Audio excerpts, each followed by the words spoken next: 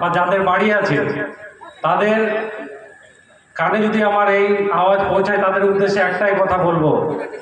আমরা যখন হাবাসপুরে এই লোকসভার বা বিধানসভার যখন প্রচারে বেরিয়েছিলাম, তখন চোর চোর করে আমাদেরকে তারা টোটোতে একটা মাইকিং করেছিল।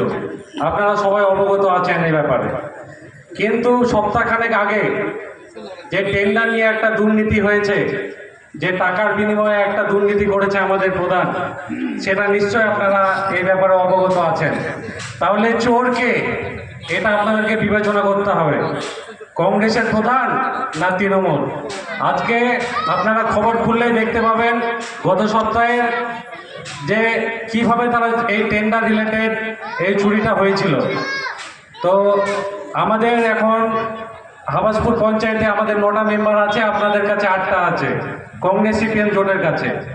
তো আমি অনুরোধ করব কংগ্রেস সিপিএম এর মেম্বারদেরকে প্লাস উচ্চ ব্লক নেতৃত্বকে যে সম্মান থাকতে আপনারা পদত্যাগ করুন, কারণ এই প্রধান আর বেশি দিন থাকবে না। আমরা খুব তাড়াতাড়ি আমরা পঞ্চায়েতটা আমরা নেব।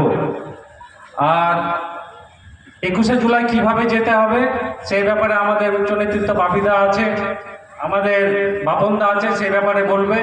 আমরা দুদিন মিলিয়ে যেতে হবে, কারণ একটা ট্রেনে আমাদের সব যাওয়া সম্ভব নয়। আপনাদেরকে আমি অনুরোধ করব যে বেশি সংখ্যক লোক যেন আমাদের হাবাসপুর অঞ্চল থেকে যায়, কারণ